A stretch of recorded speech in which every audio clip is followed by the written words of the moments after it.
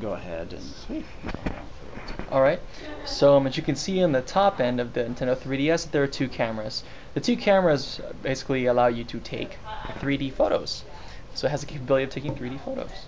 Now if you look on the inside, very similar to the Nintendo DSi or DSi XL, you'll see that there's a camera on the inside mounted to, of course, face the user.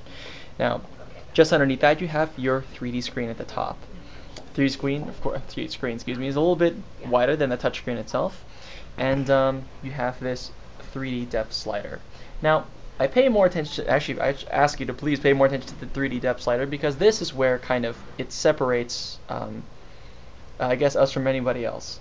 Because of this 3D depth slider, you're able to adjust the 3D effect that suits your eyes.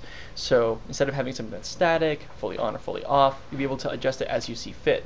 I have 2015 vision, so I like mine probably a little bit lower as other people want it full on, and that's cool. Or you can turn it all the way off if you desire to as well. You can also change it right in the middle of your gameplay. So literally, you could be playing something and it's an intense scene. Wow, I really want to push this all the way up to the full effect.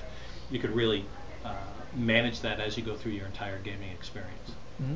And especially no two games are created alike, so different you might have different purposes for doing it. Like we have a game here called Pilotwings Resort, which I can let you guys play in a bit, where I like to have mine a little bit higher just because you're looking farther down into the field than you would be as if you're playing something like Super Street Fighter 4, which is very like it plays on a 2D plane. It's a little bit closer. You don't need it that far, so it just depends.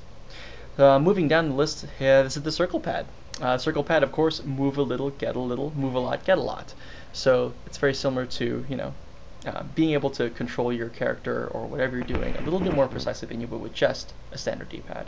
Of course, included is a plus control pad, as well as your select, start, home buttons, and of course you have the four buttons on the right. Now to take you on the side, of course you also have the L and R buttons on the top, shoulder buttons.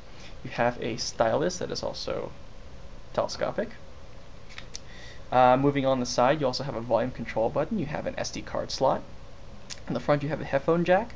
Of course, power, telling you if it's charging. A wireless feature, so you can turn it on and turn it off. And a wireless light, which I'll go into in a moment.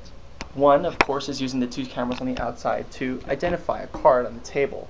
The other is actually using